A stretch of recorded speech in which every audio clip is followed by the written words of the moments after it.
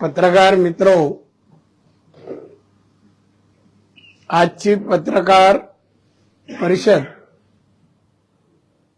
आगामी होऊ घातलेल्या जिल्हा परिषद आणि पंचायत समितीच्या निवडणुकीसंबंधी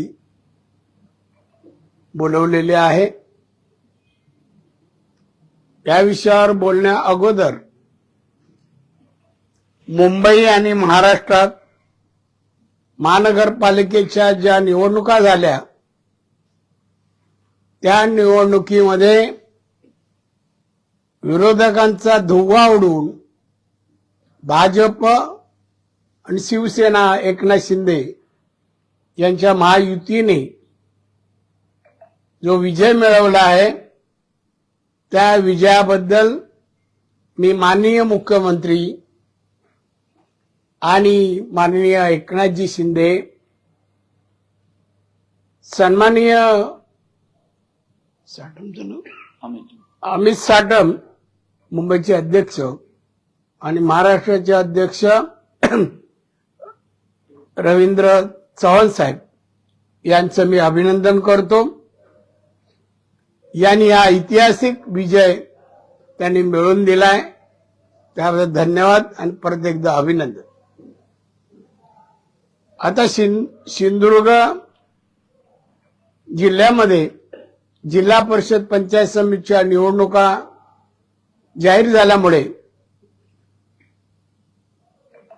महायुतीतर्फे आम्ही सकाळपासून बैठका घेतो आहोत। दोन्ही पक्षाची बैठक संपन्न झाली। त्या अगोदर तुम्हाला सांगावंसं वाटतं की आम्ही सिंधुदुर्ग जिल्ह्यात महायुती करायचा निर्णय घेतलेला आहे आणि हा निर्णय वरिष्ठांच्या सांगण्यामुळे आदेशामुळे आम्ही घेत आहोत।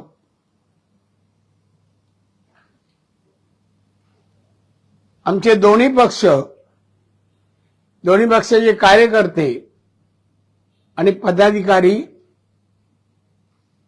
एकत्र निवडणूक ही लढवली जाणार याचा सगळ्यांना आनंद आहे आणि आपण नक्कीच या जिल्हा परिषदेच्या 50 जागा आहेत आणि पंचायत समितीच्या 100 आहेत। इथेही आम्ही विरोधकांचा धुव्वा उडून आम्ही विजय मिळवणार। जिल्हा परिषद पंचायत समित्या आम्ही जिंकणार असा निर्धार आजच्या बैठकीनंतर कार्यकर्त्यांनी जाहीर केलेला आहे। सिंधुदुर्ग जिल्ह्यामध्ये आम्ही प्रचार करत असताना या सिंधुदुर्ग जिल्ह्याचा कायापालट आम्ही कसा केला, पायाभूत सुविधा, रस्ते, पाणी, वीज, शाळा, आरोग्य या सगळ्या बाबतीची पूर्तता आम्ही केलेली आहे। विमानतळ हा आम्ही सुरू केलाय। विरोधकांनी विरोध करूनही जागा संपादित करायला विमानतळाला विरोध करत होते, तरी पण आम्ही निर्धार करून विमानतळाचं काम पूर्ण करून विमानही वाहतूक सुरू केलेली आहे। त्याचप्रमाणे चौपदरी रस्ता आणि शैक्षणिक क्षेत्रात, आरोग्य विभागात सगळ्याच बाबतीत आम्ही भरीव असं काम करून नागरिकांचं जीवन सुखमय कसं होईल याचा आम्ही प्रामाणिकपणे प्रयत्न केलाय। आम्ही केलेल्या कामामुळे जनतेला जी जाणीव आहे की ही सगळी कामं आम्ही पूर्ण केली आहे। दरडोई उत्पन्न मी आलो 90 साली तेव्हा 35,000 होतं, आता ते 2,60,000 पर्यंत पोहोचलंय। याचं श्रेय विरोधकांकडे अजिबात जात नाही। शाळा, कॉलेज या वेगवेगळ्या गोष्टीमध्ये विरोधकांचा 1% पण सहभाग नाही। विरोधातल्या नेत्यांनी एकही शाळा, कॉलेज किंवा कुठल्याही सहकार क्षेत्रात उद्योगधंदे सुरू केलेले नाहीयेत आणि म्हणून आम्ही प्रचार या विषयावर करत असताना आम्ही जनतेच्या अनेक गोष्टींसाठी आमचा संपर्क स्थानिक कार्यकर्ते नेते सर्व सातत्याने ठेवत असल्यामुळे या जिल्ह्यात मत मागण्याचा नैतिक अधिकार भाजप आणि शिवसेना एकनाथ शिंदे गट यांचा अधिकार पोचतो आणि त्यामुळे प्रचाराचे मुद्दे विकास आहे, सेवा आहे जनतेची आणि त्यामुळे या दोन्ही गोष्टी पूर्तता केल्यामुळे आमचा विजय निश्चित आहे. तू काय बोलायचं? हा, ऍड कर. थोडंसं त्यामध्ये ऍड करतो की आज सकाळी भारतीय जनता पार्टीची जिल्हा कार्यकारिणी झाली साहेबांच्या नेतृत्वाखाली आणि त्यांच्या मार्गदर्शनाखाली. त्यानंतर जिल्ह्यातल्या भारतीय जनता पार्टी आणि शिवसेना या दोन्ही पक्षाच्या पदाधिकाऱ्यांची एक बैठक झाली, समन्वय बैठक. आणि त्या बैठकीमध्ये महायुतीने निवडणुका लढायचं ठरलंच, पण या सगळ्या निवडल्या आहेत आणि यामधनं जो काही जागा वाटपाचा फॉर्म्युला वगैरे आहे तो ही सगळी वरिष्ठ मंडळी आहेत ती सगळी बसून ठरवतील आणि त्यानंतर तो जागा वाटप जिल्ह्याची वर्ष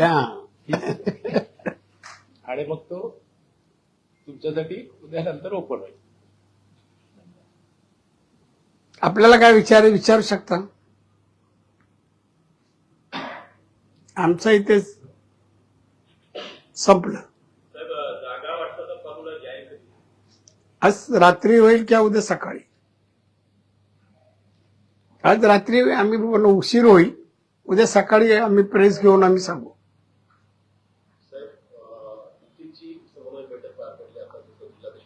हा, निवडणूक आपल्या नेतृत्वाखाली पूर्णपणे आता लढली जाते.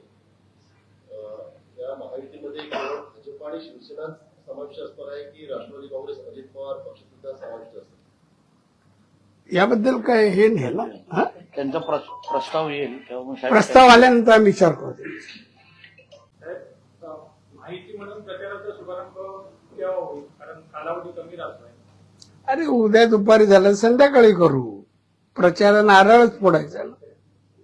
जिल्हा परिषदेमध्ये 50 पैकी 50 40 आणखी किती जागांवरती विजय होईल असं वाटतं? मी सांगितलं 50 बोललो, तुम्ही विचारच्या अगोदरच बोललो. 50 पैकी 100% विजय. 100% आम्ही कामं केली आहेत, 100% अधिकार आहे आमचा. काय हो, हा, त्यांनी सांगितलं मला उत्तर.